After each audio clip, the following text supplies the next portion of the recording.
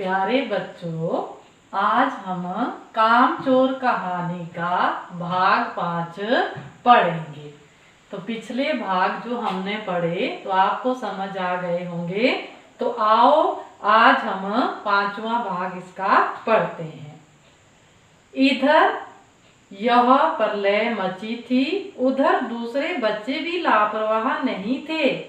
जैसा कि हमने पढ़ा कि बच्चे इसमें काम कर रहे हैं लेकिन उन्हें किसी काम में सफलता नहीं मिल रही है।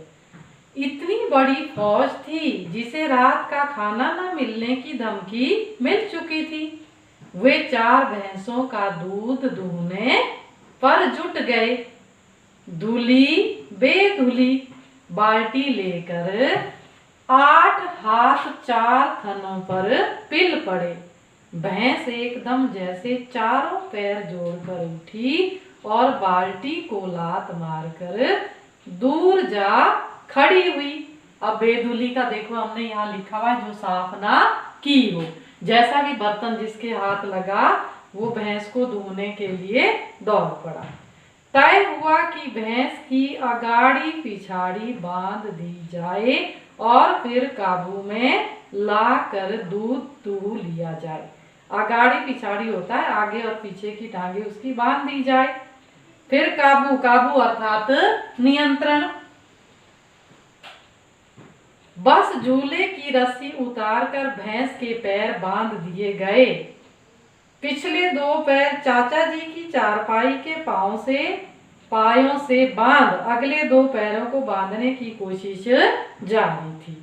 पाय होता है चारपाई की जो टांगे होती है उसको पाय कहते हैं।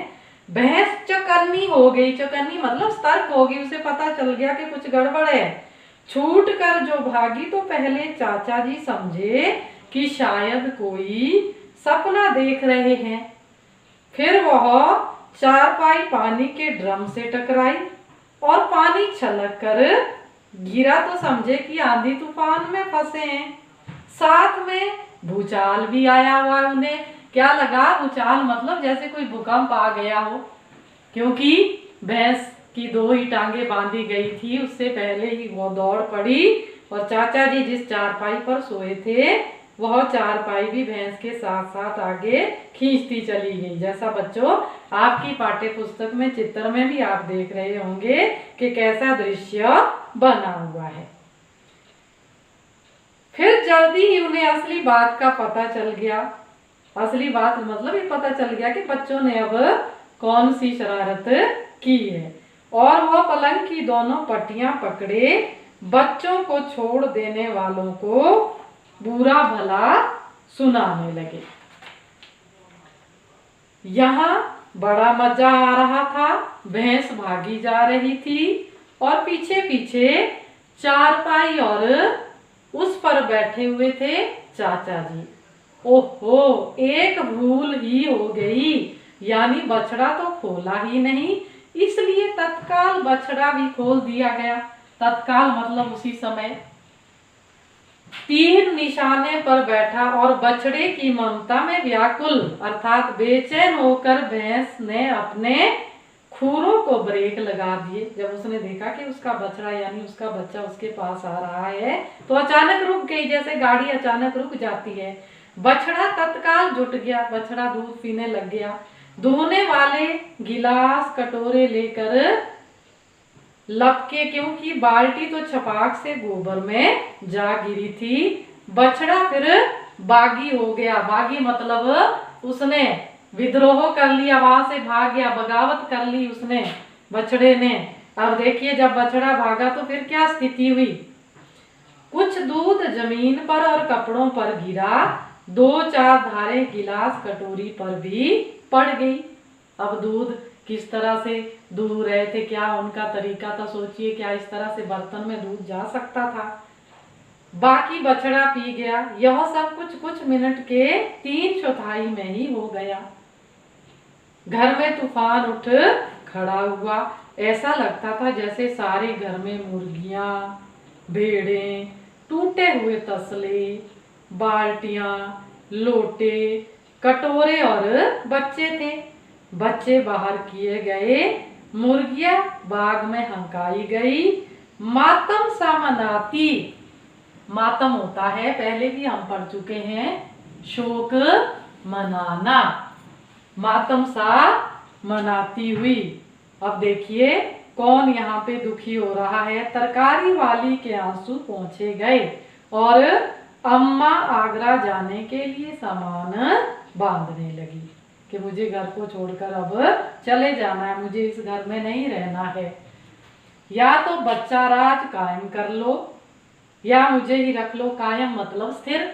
या तो कहते बच्चों को ही काम करने दो, वही सारा काम करेंगे, या कहते मुझे काम करने दो। अब ऐसी स्थिति आ गई कि अम्मा घर छोड़ने पर उतारू हो गई, उन्होंने धमकी दे डाली, अम्मा ने चुनौती दे दी और अब्बा ने सबको कतार में खड़ा करके पूरी बटालियन का कोर्ट मार्शल कर दिया। कतार होता है पंक्ति, सबको पंक्ति में खड़ा कर दिया। अब बटालियन होता है जैसे कोई पलटन, कोई फौज होती है।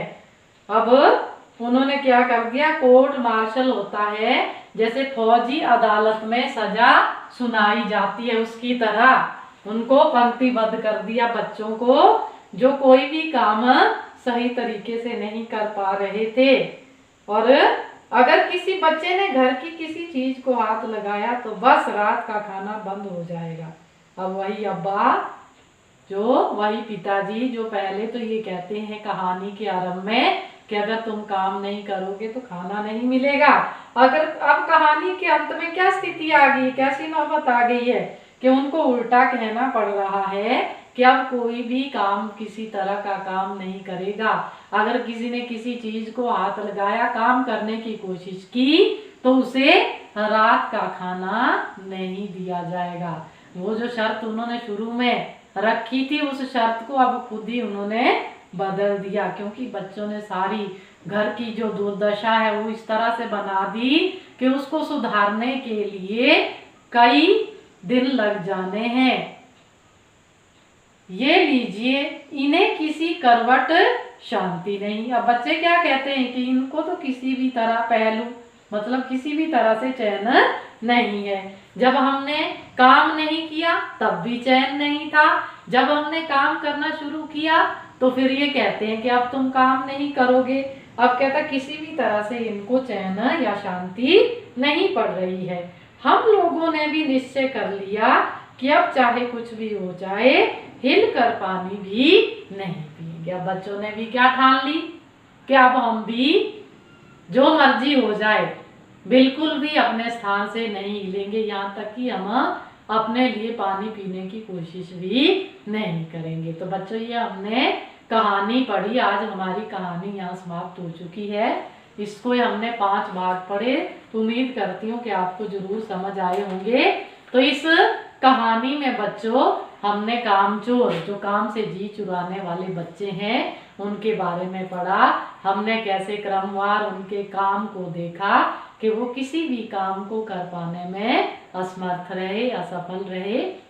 इसका कारण तो आप जान ही गए होंगे कि जब तक हम किसी काम को बार बार नहीं करते, अभ्यास नहीं करते हैं, तब तक हमें उसमें किसी भी तरह की सफलता नहीं मिलती है।